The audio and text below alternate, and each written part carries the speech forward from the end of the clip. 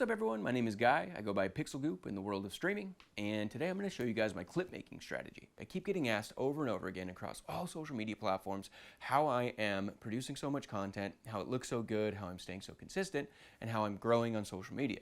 Now, I've only been streaming for 3 to 4 months, and I don't have some crazy success story about how I blew up on Twitch, but what I can tell you is I have amassed over 3 million views across all social media platforms in just 4 months.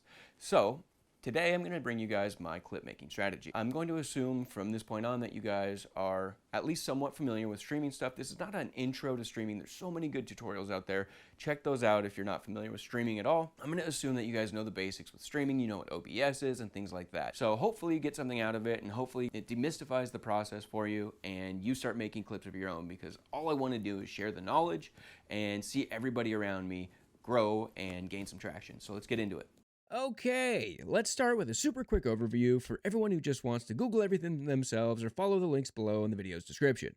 I have Aitum's Vertical Video plugin running directly in OBS. I then have StreamerBot set to create an action on my Stream Deck that saves 1 minute 30-second videos to my PC. After my stream, I take those clips into Premiere Pro, edit them down, and then I use a plugin called Submachine to add subtitles while writing out social media captions. And then I send everything into Hopper to be scheduled for posting, and that is literally the entire process. But now, let's break things down step by step with a little more detail for everybody else who wants to follow along. Okay, we're going to go through each step from setting things up over to before, during, and after the stream, so we cover the entire process. Let's start with setup. First, you need to download and install the Aitum Vertical Video plugin. Just follow the tutorial linked in the description and it will get you going. Next, download and install StreamerBot. Link is also in the description. Then you need to configure StreamerBot to work with vertical video and backtrack. And you guessed it, a link is in the description that will help you through that as well. Once all of that is configured, you're essentially ready to start creating clips. One hot tip here, separate all of your audio sources into different tracks in OBS. That way, when you get to editing, you can adjust audio levels on a per source basis. You can bring down the gain, boost your voice, or completely remove unwanted music, for example. I also highly recommend adding all logos and overlays directly to your vertical video inside of OBS. That eliminates an entire step over in the editing process. Next, open up the Stream Deck software. You'll want to create a multi-action button. Mine creates a stream marker, clips 30 seconds on Twitch, and triggers the StreamerBot action to save the clip. Lastly, we move on to Premiere Pro. I do apologize for recommending a paid service. I already happen to use it for work, so for me it was a no-brainer. Even if I didn't, I'd personally rather give my money over to Adobe than CapCut any day. Anyways, if you do have access to Premiere Pro, I highly recommend Submachine.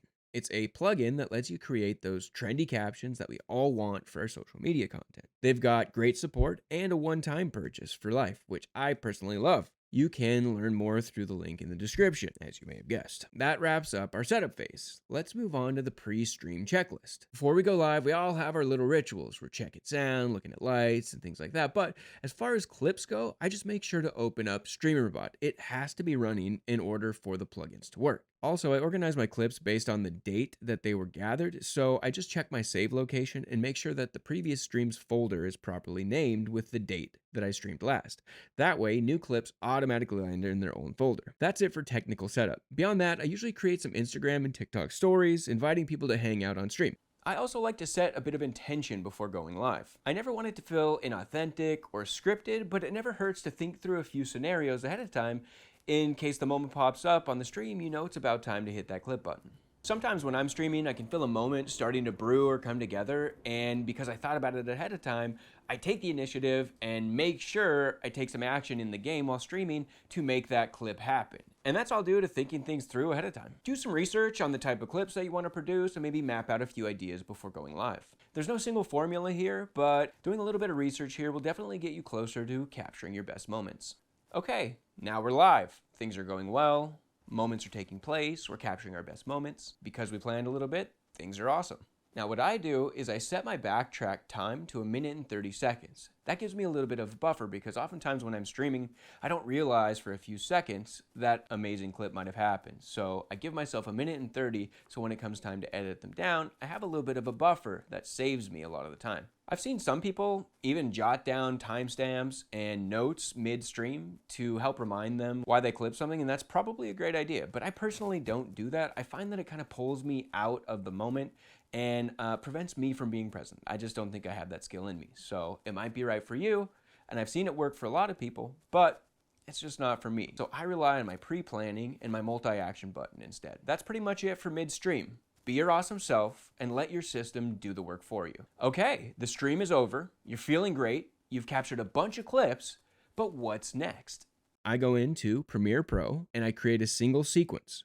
I drop all of my clips on one timeline. Then I do this little trick. I select all the clips, I choose speed and duration, and I set them to 50% while enabling a ripple edit option. After I hit OK, you'll see space appear between each clip. Then I set them back to 100% with the ripple turned off.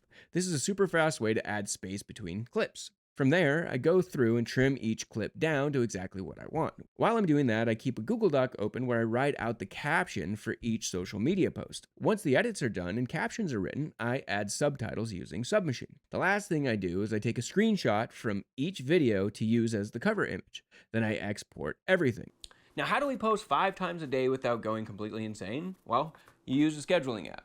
I chose one because it's super affordable and it only focuses on social media posting. It's called HopperHQ. Now, I'll be upfront with you, it's not a perfect app. There's some bugs and small annoyances with the software, but the team is super responsive and it's a fair deal, so I put up with it and it gets the job done. So it is what it is. I bulk upload all of my clips, I schedule the post times, I add the captions I already wrote, and then the hashtags that are relevant to the posts, and then I hit save. I usually load everything in once every 2 weeks. Right now, I'm posting 5 times per day while I find my audience. You'll need to find what works for you. We can talk strategy in another video. This one is all about the technical how. And that's it. That's my entire process, all packaged into a tightly organized, hopefully not too confusing video. I hope this serves to inspire some people and helps level up your streaming game. If you notice any inefficiencies in my process or do things in ways that you think are even better, I can't wait to hear them.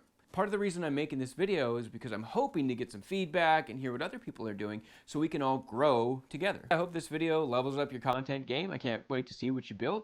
Until next time, we'll see you on the next one. Thank you so much for watching, and we'll see you on the next live stream. Pixel Goop out. Bye.